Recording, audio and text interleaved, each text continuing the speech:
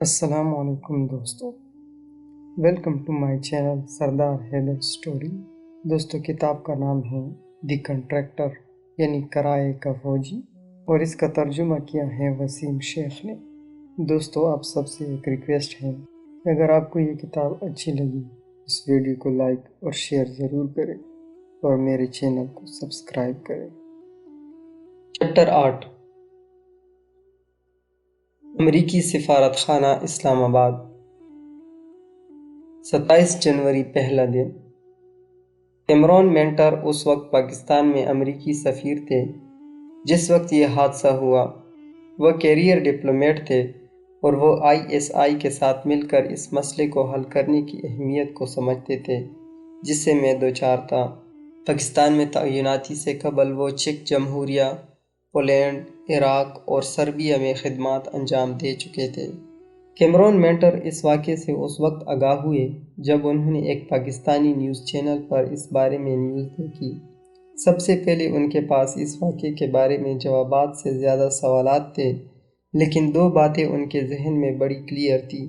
پہلی یہ کہ ٹیلی ویژن میں لوگ کہہ رہے تھے کہ جس شخص کو میں نے مارا وہ پیچھے کے لوگوں کو لوٹ کر آیا تھا اور عادی چور تھا جو غلط موقع پر غلط آدمی کے ہتھے چڑھ گیا۔ دوسری بات جو ان کے نزدیک سب سے اہم تھی یہ تھی کہ کیا میری سفارتی حیثیت ہے۔ ایک چیز اس وقت تک واضح ہو چکی تھی کہ میرے پاس سفارتی پاسپورٹ تھا۔ مینٹر نے اپنی پاکستانی سفارتی ٹیم سے میٹنگ میں یہ تجویز کیا کہ اس مسئلے پر پاکستانی حکام سے بات چیت کی جائے۔ مینٹر سمجھتا تھا کہ اس بات سے کوئی فرق نہیں پڑتا کہ مجھے سفارتی حیثیت حاصل ہے یا نہیں، بلکہ میں سفارت خانے سے ہی وابستہ تھا اور میرا کام سفارتکاروں کی حفاظت کرنا تھا، اس لیے مجھے سفارتی طور پر محفوظ رکھنا بھی ضروری ہے۔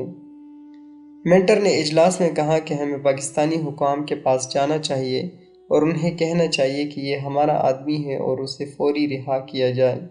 اس طرح پاکستان میں افریقی سفارت خانہ ISI کے خلاف نہیں تھا، ایک ایسی ٹیم جس کے بہت سے حصوں نے ایک دوسرے کے ساتھ مل کر کام کیا، ایک ہی مقصد کی طرف کام کر رہے تھے۔ یہ وہ دور تھا جب صدر اوباما کی حمایت کے ساتھ امریکی حکومت نے پاکستان میں اپنے اثر و رسوخ اور موجودگی میں اضافہ کرنا شروع کر دیا۔ اس کی وجہ پاکستان کے ساتھ بہتر شراکت داری، امریکی امداد کارکنوں کی آمد اور 2010 سے 2014 تک پاکستان کو $1.5 بلین سالانہ امداد دینے کا وعدہ تھا۔ اسی وجہ سے اسلام آباد کا امریکی سفارت خانہ دنیا میں امریکہ کا سب سے بڑا سفارت خانہ بن گیا تھا، جہاں 2500 ملازمین کام کر رہے تھے۔ بہت سے نئے ملازمین روز بروز پہنچ رہے تھے۔ جب مینٹر اکتوبر 2010 میں اسلام آباد پہنچے تو بہت سے سٹاف ممبران ہال کی میزوں پر کام کر رہے تھے۔ اس طرح کے غیر معمولی ماحول میں یہ غلطی ناگزیر تھی۔ مینٹر نے 2015 کے ایک انٹرویو میں اعتراف کیا، سفارت خانے کے لوگوں کو سفارتی حیثیت رکھنے والے لسٹ کو اپ ڈیٹ رکھنے کی ضرورت تھی۔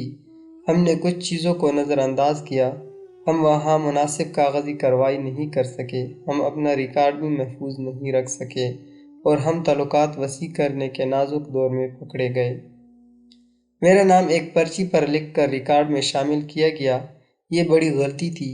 اس میں ایسے بہت سے لوگوں کے نام نہیں تھے جنہیں پاکستان میں سفارتی حیثیت اور استثناء حاصل تھا۔ پاکستان کو دی جانے والی سفارتی استثناء رکھنے والی شخصیات میں میرا نام شامل نہیں تھا۔ یہ چھوٹی سی کلیریکل غلطی تھی، لیکن اس موقع پر یہ بہت بڑی غلطی بن گئی جس کے انتہائی سنگین نتائج برآمد ہوئے۔